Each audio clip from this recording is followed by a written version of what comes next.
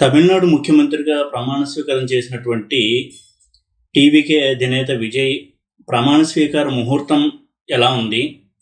ఆ ముహూర్త ప్రభావం వలన విజయ్ పాలన ఎలా ఉండబోతోంది? అదేవిధంగా విజయ్ ఎదుర్కొనేటువంటి సవాళ్ళు ఎలా ఉంటాయి? పదవీ కాలం పూర్తి చేయగలడా? ఎలాంటి ఛాలెంజెస్ని ఫేస్ చేస్తాడు? స్టాలిన్ వలన అతనికి ఇబ్బందులు, పదవీ గండము ఉంటుందా? త్రిష వలన వ్యక్తిగతమైనటువంటి సమస్యలను ఎదుర్కొంటాడా? ఈ విధంగా టీవీకే అధినేత విజయ్ ప్రమాణ స్వీకారం చేసిన సందర్భంగా హారోస్కోప్ అనాలిసిస్ అంటే ఆస్ట్రాలజీ పరంగా, జ్యోతిష పరంగా ఎలా ఉండబోతోంది ఆయన యొక్క పాలన, ఎలాంటి సవాళ్ళని ఎదుర్కొంటారు, వాటిని ఎలా అధిగమించి ముందుకు వెళ్ళగలరు, ఏ రూపంలో సవాళ్ళు వస్తాయి, ఇలాంటి కొంత విశ్లేషణ అనేది నేను ఈ వీడియోలో చేస్తున్నాను.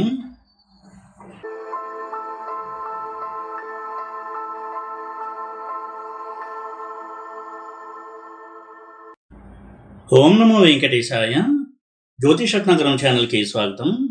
ఈ వీడియోలో ఇటీవల ప్రమాణ స్వీకారం చేసినటువంటి టీవీకే అధినేత విజయ్ ఎటువంటి పాలనని అందించనున్నారు, ఎలాంటి సవాళ్ళు ఎదుర్కొంటున్నారు, ఇలాంటి విషయాలు జ్యోతిష పరంగా కొంత చర్చిస్తాను. అయితే మనందరము కూడా క్లోజ్గా వాచ్ చేసాము ఈ తమిళనాడు ఎలక్షన్స్ జరిగిన తర్వాత పరిణామాలని, ఎటువంటి పరిణామాలు చోటు చేసుకున్నాయి, ఎలాంటి ఇబ్బందులను ఎదుర్కొని విజయ్ చివరికి ముఖ్యమంత్రిగా ప్రమాణ స్వీకారం చేశాడు అనే విషయంలో. అయితే ఇక్కడ పొలిటికల్ అనలిస్టులు చాలా రకాలైనటువంటి అనాలిసిస్ చేశారు. అయితే వాటికి అనుగుణంగా గ్రహస్థితి ఉందా, గ్రహస్థితి ఎలా ఉండడం వలన ఇటువంటి పరిస్థితులను ఎదుర్కొన్నారు, రాబోయేటువంటి కాలంలో ఎలాంటి పరిస్థితుల్ని ఎదుర్కోబోతున్నారు విజయ్ అనే ఒక పరిశీలనతో కూడినటువంటి వీడియో చేస్తున్నాను. ఇక్కడ ఏ పార్టీకి సపోర్ట్ అనేది చేయడం లేదు, ఏ పార్టీని లేదా ఏ వ్యక్తిని కూడా నేను ఇక్కడ విమర్శించడం లేదు. జ్యోతిషపరంగా ప్లానటరీ పొజిషన్స్, దశాభుక్తులు నడుస్తున్నప్పుడు ఎలాంటి సవాళ్ళు విజయ్ ఎదుర్కోబోతున్నాడు అనే అంశం మీద ఇక్కడ నేను కొంత చర్చ చేస్తాను. ముఖ్యంగా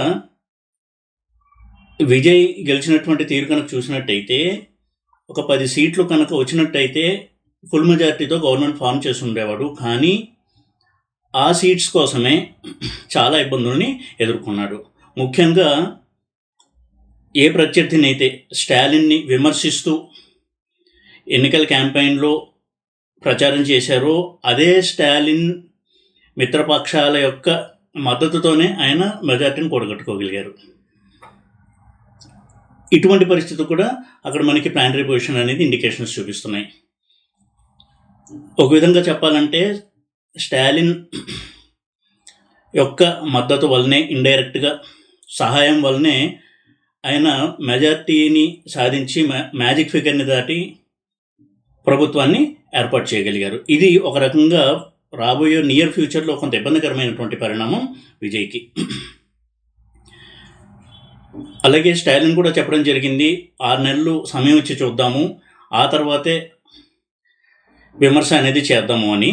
అయితే దీని వెనుక ఆయన దీర్ఘమైనటువంటి ఒక దీర్ఘాలోచన ఉన్నట్టుగా కూడా కనపడుతోంది. ఆయన చాట్ని కూడా నేను క్లుప్తంగా ఇక్కడ స్క్రీన్ మీద చూపించి ఎక్స్ప్లెయిన్ చేస్తాను. అలాగే విజయ్ ప్రమాణ స్వీకారం చేసినటువంటి టైంకి చార్ట్ని వేసి ఆ చార్ట్ ప్రకారం ఎలాంటి సమస్యలు ఎదుర్కోబోతున్నారు, ఇలాంటి కోణాల్లో చూసినప్పుడు మనకు కొంత స్పష్టత అనేది వస్తుంది. ఈ ప్రభుత్వం సాఫీగా సాగుతుందా, లేకపోతే ముళ్ళ మీద నుంచి ప్రయాణం చేసినట్టు గండాన్ని దాటుకుంటూ వెళ్లాల్సి వస్తుందా, ఎలాంటి స్థితిలో ప్రభుత్వం మనుగడ సాగిస్తుంది, ప్రభుత్వం యొక్క ఉనికి కూడా ఏమన్నా ముప్పు ఉంటుందా, అటువంటి పరిస్థితులు అనేవి నెలకొంటాయా, ఇలాంటివన్నీ కూడా కొంతవరకు జ్యోతిష విశ్లేషణ కోణంలోనే ఇది నేను చేస్తున్నాను. ఎందుకంటే పరిస్థితులు కూడా అలా మనం చూస్తున్నాం కాబట్టి. ఎందుకంటే కాంగ్రెస్ టీవీకేకి సపోర్ట్ ఇవ్వడము, అలాగే ఐయుఎంఎల్, వీసీకే ఇలాంటి పార్టీలు చాలా చాలా సందిగ్ధత తర్వాత వెనక్కి వెళ్ళిన తర్వాత మళ్ళీ ముందుకొచ్చి సపోర్ట్ ఇవ్వడం జరిగింది. ఇక్కడ కూడా స్టాలిన్ యొక్క మాస్టర్ ప్లాన్ కావచ్చు, దీర్ఘాలోచన ఉన్నట్టుగా మనకి కనపడుతోంది. అసలు ఆయనకి ఇప్పుడు గ్రహస్థితి ఎలా ఉంది, ఆయన కుమారుడు ఉదయనిధి స్టాలిన్కి ఏమన్నా పదవి యోగం ఉందా, ఇప్పుడు కాకపోయినా తర్వాత కాలంలో అయినా ఆయన యొక్క రాజకీయ చతురత ఎలా ఉండబోతోంది, ఇలాంటి విషయాలు కూడా కొంత ఆయన చార్ట్ చూసి, ఇప్పుడు ప్రమాణ స్వీకారం చేసినటువంటి విజయ్ యొక్క ప్రమాణ స్వీకారం చార్ట్ చూసి కొంత అనాలిసిస్ అనేది చేస్తాను. ఇది విజయ్ హారోస్కోప్. ఇంతకుముందు వీడియోలో నేను ఈ హారోస్కోప్ గురించి డిస్కస్ చేయడం జరిగింది. ఆయన ప్లానటరీ పొజిషన్ ఇది. ఇక్కడ కారకత్వాలు కూడా మెన్షన్ చేశాను. ఆయనకి నడుస్తున్నటువంటి దశలు ఇవి: జైమిని దశలు, అలాగే వింశోత్తర దశ. మండూక దశ మీనంలో వృశ్చికం, చరదశ మకరంలో మిథునం, వింశోత్తర దశ శుక్ర మహాదశలో రాహు అంతర్దశ. క్లుప్తంగా ఇక్కడ చూసినట్టయితే శుక్ర రాహు కాంబినేషన్ చూసినప్పుడు శుక్రుడు కారకాంశ లగ్నంలో కేతువుతో ఉన్నాడు. అలాగే రాజ్యారూఢం 8 అంటాం. రాజ్యారూఢం నుంచి 8వ ఇంట్లో శుక్రకేతువులు ఉన్నారు. రాహువు రాజ్యారూఢం నుంచి మారక స్థానమైన 2వ ఇంట్లో ఉన్నాడు. ఇది ఏం సూచిస్తుంది అంటే పదవి అందుకోవడంలో చాలా ప్రాబ్లమ్స్ ఉంటాయి. తర్వాత పదవి నిలబెట్టుకోవడంలో కూడా చాలా సమస్యల్ని ఆయన దాటుకుని ముందుకి వెళ్ళాలి. అయితే దీని గురించినటువంటి డీటెయిల్డ్ విశ్లేషణ నేను ఇంతకుముందు చేసిన వీడియోలో మీరు చూడొచ్చు ఆ వీడియోని. అయితే ఇక్కడ క్లుప్తంగా ఆయన యొక్క ప్లానటరీ పొజిషను, నడుస్తున్న దశాభుక్తి, వింశోత్తర దశాభుక్తి అలా ఉంది. అలాగే మండూక దశ మీనంలో వృశ్చికం. మండూక దశ అనేది కెరియర్కి చూసేటువంటి దశ. మీనం నుంచి 4వ ఇంట్లో రవి, వక్రించిన బుధుడు, శని ఉండడం, గొలిక మాంద్యం ఉండడం, అది కూడా కొంత అస్థిరతని సూచిస్తుంది. అలాగే అంతర్దశ వృశ్చికం. వృశ్చికంలో రాహు ఉన్నాడు, ఆపోజిట్లో శుక్రుడు కేతువుతో ఉన్నాడు. చరదశ చూసినట్టయితే మకరంలో మిథునం. మకరం నుంచి 6వ ఇంట్లో రవి, బుధ, శని ఉండడము. బుధుడు అమాత్యకారకుడు అయ్యాడు. అమాత్యకారకుడు పదవిని సూచించేటువంటి గ్రహం. ఇవన్నీ కూడా పదవిలో ఛాలెంజెస్ని సూచిస్తాయి. ఇక ముందుకు వెళ్ళినట్టయితే ఆయన ఓత్ టేకింగ్ సెరమనీ అంటే ప్రమాణ స్వీకార ముహూర్తం కనుక చూసినట్టయితే మిథున లగ్నము, అందులో గురువు, ఇక్కడ 3వ కేతువు, 8వ చంద్రుడు, 9వ రాహువు, 10వ శని కుజులు, 11వ రవి బుధ, 12వ శుక్రుడు. ఆ లగ్న బలము అలాగే ముహూర్తం చూసినట్టయితే అష్టమంలో చంద్రుడు ఉండడము, అలాగే శని కుజులు లగ్నం నుంచి 10th హౌస్లో ఉండడం. అదే మీనంలో కారకాంశ లగ్నం కూడా ఉంది. దానికి ఆపోజిట్ కన్యలో రాజ్యారూఢం ఉంది, A10. కారకాంశ లగ్నంలో శని కుజులు ఉన్నారు అంటే పదవిలో ఛాలెంజెస్ని సూచిస్తుంది. అలాగే A10 అంటే రాజ్యారూఢం, దాన్ని కూడా శని కుజులు చూస్తారు. దానివల్ల ఆ పదవి ఎప్పుడైతే చేయబడతారో అడుగడుగున ఎన్నో సమస్యల్ని ఆయన ఎదుర్కొంటూ దాటుకుంటూ ముందుకు వెళ్లాల్సి ఉంటుంది. ఇక్కడ శని కుజ రాశి దృష్టితో లగ్నాన్ని చూస్తున్నారు. జైమిని సిస్టంలో కామన్ సైన్స్ చూసుకుంటాయి కాబట్టి మీనము మిథునం పరస్పరం చూసుకుంటాయి కాబట్టి ఇక్కడ లగ్నం మీద ఈ 2 గ్రహాల దృష్టి ఉంది. అలాగే అమాత్యకారకుడు చంద్రుడు అయ్యి లగ్నం నుంచి అష్టమంలో ఉన్నాడు. అది కుజుడు నక్షత్రం అయినటువంటి ధనిష్టలో. దీనివల్ల కూడా ఎంతో టెన్షను, ఛాలెంజ్, వీటిని దాటుకుంటూ ముందుకు వెళ్ళాలి ఆయన. అదేవిధంగా మారకాధిపతి కూడా అయ్యాడు చంద్రుడు. అటువంటి చంద్రుడు అష్టమంలో ఉండడము. అలాగే జ్ఞాతికారకుడైన బుధుడు రాజ్యారూఢం నుంచి 8వ ఇంట్లో ఉండడం. జ్ఞాతికారకుడు అంటే 6th lord plus 8th lord plus 12th lord కలిపితే ఎంత నెగిటివో అంత మ్యాలిఫిక్ ప్లానెట్ జ్ఞాతికారక ప్లానెట్. అటువంటి బుధుడు రవితో ఉన్నాడు, ఉచ్చలో ఉన్న రవితో. రవి రాజ్యాధికారాన్ని సూచించేటువంటి ప్లానెట్. అటువంటి రవితో కలిసి రాజ్యారూఢం నుంచి 8వ ఇంట్లో ఉన్నాడు. రవి కూడా రాజ్యారూఢం నుంచి 8వ ఇంట్లో ఉన్నాడు.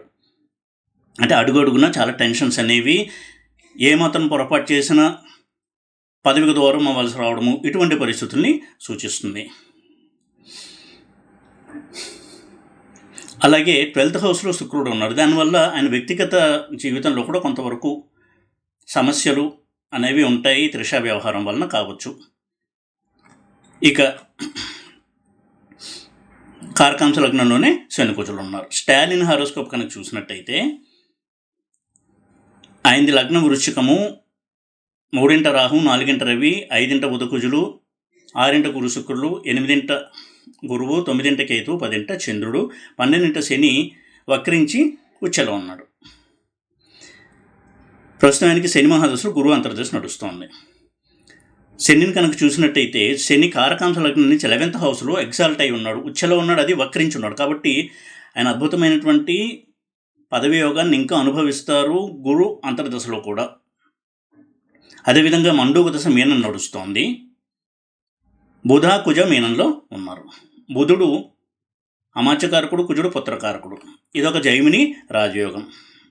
దీనివలన ఆయనకి భవిష్యత్తులో ఆయన కుమారుడు ముఖ్యమంత్రి అయ్యే అవకాశాలు ఎక్కువగా ఉన్నాయి. ఎందుకంటే పుత్రకారకుడు కూడా యోగంలో ఉన్నాడు కాబట్టి, జైమిని పుత్రకారక.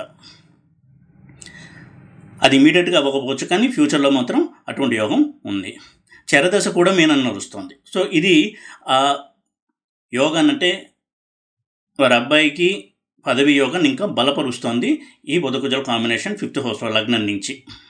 అదేవిధంగా కారకాంశ లగ్నము బుధకుజులు చూసుకుంటారు, ఎందుకంటే కామన్ సెన్స్ చూసుకుంటాయి కాబట్టి అది కూడా ఈ యోగాన్ని బలపరుస్తోంది. ఇక కుజుడు యోగదా గ్రహం జైమినిలో, కాబట్టి ఆయన తాత్కాలికంగా పదవికి దూరమైన మళ్ళీ ఆయన పదవిని చేపట్టేటువంటి యోగాలు ఉన్నాయి ఆయనకి. ఎందుకంటే శని కూడా ఇందాక చెప్పినట్టుగా కారకాంశ నుంచి 11 అంటే ఉచ్చలో ఉన్నాడు, వక్రించి కూడా ఉన్నాడు. సో ఇన్ని కారణాల వల్ల చూసినట్టయితే తప్పకుండా ఆయనకి ఓటమే గెలుపుకి పునాది అవుతుంది. అటువంటి ఒక హారోస్కోప్. అందులోనూ ఆయనకి చంద్రుడు 10వ ఇంట్లో సింహరాశిలో ఉన్నారు. సో ఇది ఎక్కువ పట్టుదలని సూచించేటువంటి ప్లేస్మెంట్. చంద్రుడికి సింహరాశిలో కేంద్రమయ్యి లగ్నానికి చంద్రుడు ఉంటే చాలా పట్టుదలతో అనుకున్నది సాధించేటువంటి ఒక నేర్పు, ఓర్పు అన్నీ కూడా ఉండేటువంటి ప్లేస్మెంట్ అది. అందులోనూ బుధుడు ఎప్పుడైతే చాలా స్ట్రాంగ్గా కుజుడితో కలిసి ఉన్నాడో అది బుద్ధిబలంతో సాధించడం అనేది సూచిస్తుంది. బుధుడు నీచలో ఉన్నాడు కదా అని మనం అనుకోక్కర్లేదు. ఎందుకంటే నీచలో ఉన్నప్పటికీ కూడా జైమిని రాజయోగంలో ఉన్నప్పుడు చాలా మంచి ఫలితాలను ఇస్తాయి గ్రహాలు. ఇన్ని రకాలుగా మనం అనలైజ్ కనుక చేసినట్టయితే తప్పకుండా రాబోయే రోజుల్లో తమిళ పాలిటిక్స్ చాలా రసవత్తరంగా ఉండబోతోంది. ఎన్నో మలుపులు కావచ్చు, లేదా ఊహించని పరిణామాలు చోటు చేసుకుంటూ విజయ్ యొక్క ప్రభుత్వము ముందుకి వెళ్లాల్సి ఉంటుంది. స్టాలిన్ రూపంలో చాలా ఛాలెంజెస్ను కూడా ఫేస్ చేస్తూ ముందుకు వెళ్తారు అని మనం ఎదురు చూడాలి. ఇటువంటి ఒక టఫ్ టైంని, పరీక్షా సమయాన్ని విజయ్ ఎదుర్కోబోతున్నారు అని మనం అనుకోవచ్చు ఈ అనాలిసిస్ను కనుక చూసినట్టయితే. ఆయన చార్టు, ఆయన ప్రమాణ స్వీకారం చార్ట్, అలాగే స్టాలిన్ చార్ట్, ఈ 3 కనుక చూసి మనం అనాలిసిస్ చేసినట్టయితే ఈ విధంగా ఈ చార్ట్స్ అన్ని కనుక చూసినట్టయితే విజయ్ చాలా గడ్డు పరిస్థితుల్ని దాటుకుంటూ ముందుకు వెళ్లాల్సి ఉంటుంది. అడుగడుగునా కూడా ప్రత్యర్థి వర్గం నుంచి ఎన్నో సవాళ్ళని ఎదుర్కొంటూ ముందుకు వెళ్లాల్సిన పరిస్థితిని అయితే ఎదుర్కోబోతున్నారు విజయ్ రానున్న కాలంలో. ప్రతి అడుగు కూడా ఎంతో ఆచితూచి వేయాల్సినటువంటి సందర్భం ఉంటుంది. తను ఏ చిన్న పొరపాటు చేసినా, వాగ్దానం నిలబెట్టుకోవడంలో పొరపాట్లు చేసినా ఎత్తి చూపించి హైలైట్ చేయడానికి స్టాలిన్ వర్గం ఎప్పుడూ కూడా సిద్ధంగా ఉంటుంది. కాబట్టి ఈ కోణంలో చూసినప్పుడు ఆయన యొక్క గ్రహస్థితి, ఆయన యొక్క ఓత్ టేకింగ్ సెరమనీ అంటే ప్రమాణ స్వీకారం చార్ట్ని బట్టి కూడా చాలా ఛాలెంజింగ్ సిచ్యువేషన్స్ ఫేస్ చేస్తూ సీఎం విజయ్ ముందుకి వెళ్లాల్సి ఉంటుంది. కాబట్టి రానున్న రోజుల్లో ఎలాంటి పరిణామాలు చూస్తాము, యాస్ట్రాలజికల్గా ప్లానెట్స్ చెప్తున్నది ఎంతవరకు కరెక్ట్ అనేది మనకి ఒక ఐడియా వస్తుంది. ఈ విధంగా ప్లానెట్స్ యొక్క నేచర్, వాటి స్వభావం అర్థం చేసుకోవడం కూడా ఈ పరిణామాలు మనకు కొంత హెల్ప్ చేస్తాయనే ఉద్దేశంతో ఈ వీడియో చేస్తున్నాను. ఈ వీడియో కనుక మీకు నచ్చినట్టయితే లైక్ చేసి, షేర్ చేసి, సబ్స్క్రైబ్ చేయండి. ఓం నమో వెంకటేశాయ.